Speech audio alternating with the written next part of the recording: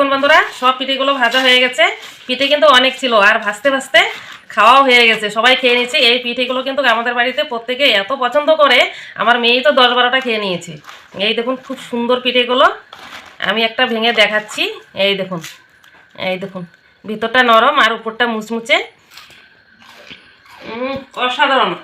আমি তো একবারে বসে 50টা খেয়েছি। বন্ধুরা, নিয়াজ কিচেনে সবাইকে স্বাগত জানাই। আজকে আবারও ফিরে এসেছি নতুন রেসিপি নিয়ে। এই শীতের দিনে একদম ঝাল ঝাল ঝাল ডিজাইনিং পিঠে করে আপনাদের সঙ্গে শেয়ার করব। সেই পিঠেটা বানাবো আমি। একটা কাঠের ছাঁচ নিয়েছি হাতে, এই দেখুন, এই ছাঁচটা দিয়ে আজকে আমি পিঠে বানাবো। আপনারা প্রথম থেকে শেষ পর্যন্ত পুরো ভিডিওটা দেখবেন, আশা করি ভালো লাগবে। দেখুন বন্ধুরা, এই পিঠেটা বানানোর জন্য ঝাল পিঠেটা বানানোর জন্য এখানে আমি গ্যাসের উনুনে একটা কড়াই বসিয়ে দিয়েছি। এই কড়াতে আমি এখন জল দিয়ে দিব। আমার একটা কাই বানিয়ে নিতে হবে, তার জন্যই প্রথমে আমি কড়াতে জল দিয়ে দিচ্ছি। এই জলটা ভালো করে ফুটিয়ে নেব। জলটা ফুটে গেছে, এখন আমি এতে দিয়ে দেব। এখানে নিয়েছি আমি কাঁচা লঙ্কা বাটা আর আদা বাটা, এই দুটো একসাথে দিয়ে দিলাম। এতে আমি দিয়ে দেব হলুদ গুঁড়ো, পরিমাণ মতো লবণ। দেখুন বন্ধুরা, আমি জলটা ভালো করে ফুটিয়ে নিয়েছি। এখন আমি এতে দিয়ে দিব চালের গুঁড়ো। আমি এখানে ভেজা চালের গুঁড়ো নিয়েছি। এই চালের গুঁড়োটা দিয়ে আমাকে এইভাবে ভালো করে নাড়াচাড়া করে একটা কাই বানিয়ে নিতে হবে। ভালো করে নাড়াচাড়া করে আমি কাইটা নামিয়ে নিয়েছি, হয়ে গেছে। এখন আমি নামিয়ে নেব। এখন আমি একটু ঠান্ডা করে ডোটা খুব সুন্দর করে আমি মেখে নিয়েছি, একদম তুলতুলে হয়েছে, নরম। এখন আমি এতে এরকম ছোট ছোট করে লেচি কেটে পিঠে বানিয়ে নিব। এরকম ছোট ছোট করে হাতের তালুতে এভাবে গোল করে নিব।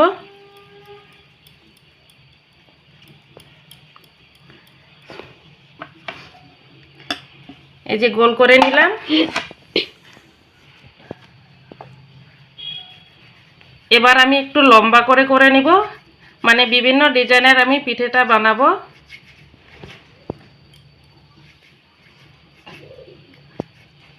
এই ডিজাইনটা করে নিলাম। আমি এইরকম ডিজাইন করছি, আপনারা আপনাদের মন মতো যেরকম পারেন ঠিক সেইভাবেই আপনারা করে নিতে পারেন। আরও একটা ডিজাইন আমি বানিয়ে নিচ্ছি। এই দেখুন, এই যে আরেকটা ডিজাইন হয়ে গেল। পিঠেগুলো আমার বানানো হয়ে গেছে, পিঠের যে এভাবে ছোট ছোট লেচি করে নিয়েছি, সবগুলো হয়ে গেছে। আর এখন আমি যে কাঠের যে ছাঁচটা নিয়েছি, এই ছাঁচে আমি দিয়ে দেব তেল। সাদা তেল নিয়েছি, এই সাদা তেলটা দিয়ে দিলাম। দেখুন বন্ধুরা, এখানে আমি যে কাঠের ছাঁচটা নিয়েছি, এতে কিন্তু আমি তেল দিয়েছি। তেল দেওয়ার কারণ হচ্ছে, তেল যদি আমি না দিই এই পিঠেগুলো কিন্তু এই যে ডিজাইন আছে এই ডিজাইনের ভিতরে লেগে যাবে। তাই এখন আমি একটা করে পিঠে নিয়ে প্রত্যেকটা ডিজাইনের উপরে বসিয়ে দেব।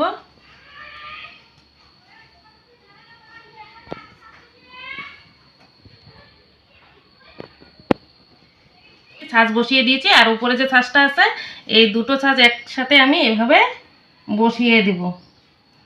বসিয়ে দিয়ে এই দু হাতে আমি এভাবে আস্তে আস্তে করে চাপ দেব। এখন আমি তুলে নিলাম। এই যে চারপাশটা যে একটু ফেটে ফেটে গেছে, এটা কিন্তু ফেটে যেত না, এগুলো বানানোর সাথে সাথে কিন্তু এভাবে চেপে নিতে হয়। আমি একা হাতে করছি তাই এরকম ফেটে গেছে, আর আপনারা সাথে সাথে করে নেবেন, তাহলে কিন্তু এই চারপাশটা একদম সমান থাকবে আর ফেটে যাবে না। এখন আমি তুলে নিচ্ছি।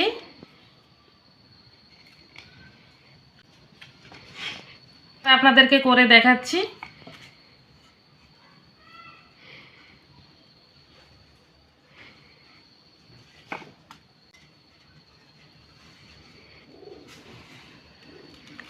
আবারও তুলে নিচ্ছি।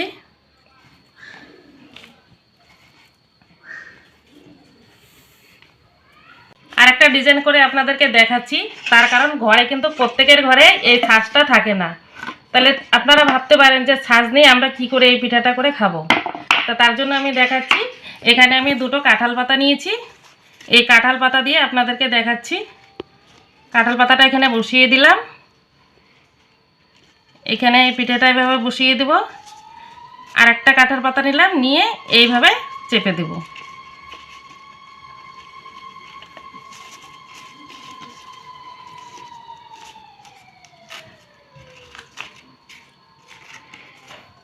এই দেখুন হয়ে গেছে, আর ডিজাইনও কিন্তু উঠে গেল, কাঁঠাল পাতার একটা ডিজাইন উঠে গেল, পাতা পাতা হয়ে গেছে। এই দেখুন, ছাদ ছাড়াও কিন্তু পিঠে বানানো যায়। তা আমি প্রত্যেকটা পিঠে এইভাবে বানিয়ে নিব। দেখুন বন্ধুরা, সব পিঠেগুলো বানানো হয়ে গেছে। এই চারপাশ যেগুলো আছে এগুলো কিন্তু আমি এই ছাঁচ দিয়ে বানিয়েছি। আর দেখুন, এটা আমি কাঁঠাল পাতা দিয়ে বানিয়েছি। কাঁঠাল পাতা দিয়ে যে বানিয়েছি এটাও কিন্তু কোনো অংশে খারাপ হয়নি। দেখুন খুব সুন্দর হয়েছে। এই দেখুন, আপনারা কিন্তু এই পাতা দিয়েও বানিয়ে নিতে পারেন, মানে কাঁঠাল পাতা দিয়ে। সমস্ত পিঠেগুলো আমি বানিয়ে নিয়েছি। এখন আমি গ্যাসের উনুনে কড়াই বসিয়ে দিয়েছি। কড়াতে আমি এখন দিয়ে দেব সাদা তেল। তেলটা গরম করে নিব। গরম হয়ে গেছে, এখন আমি এই পিঠেগুলো ভেজে নিব। এই এক এক করে আমি পিঠেগুলো তেলে দিয়ে দেব। দেখুন বন্ধুরা, পিঠেগুলো কত সুন্দর ফুলে গেছে, একদম মালপোয়া পিঠে যেরকম ঠিক তেমনটাই ফুলে গেছে। এখন আমি এইভাবে উল্টো পাল্টা করে এই পিঠেগুলো ভেজে নিব। এগুলো উল্টো পাল্টা করে সুন্দর করে ভেজে নিয়েছি। এখন আমি এই তেল থেকে উঠিয়ে নিচ্ছি।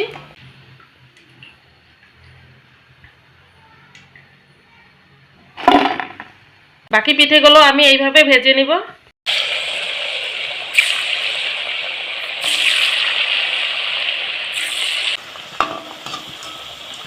দেখুন বন্ধুরা, সব পিঠেগুলো ভাজা হয়ে গেছে।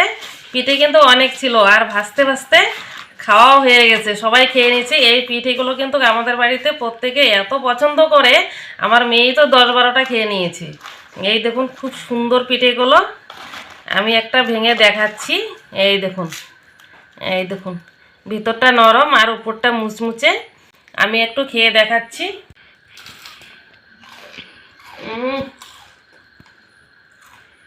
অসাধারণ। আমি তো একবারে বসে 50টা খেয়ে নেব। অসাধারণ লাগছে।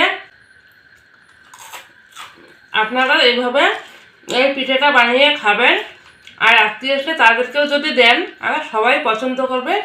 এই মিষ্টি পিঠের সঙ্গে যদি ঝাল পিঠে হয়, আর কোনো কিছুই লাগবে না। আপনারাও বাড়িতে এইভাবে পিঠে বানিয়ে খাবেন, খুবই ভালো লাগবে। আজকের এই ঝাল পিঠের রেসিপিটি ভালো লাগলে লাইক করবেন, কমেন্ট করবেন, শেয়ার করবেন, আর চ্যানেলটিকে সাবস্ক্রাইব করে পাশে থাকবেন। ততক্ষণে সুস্থ থাকবেন, ভালো থাকবেন। ধন্যবাদ।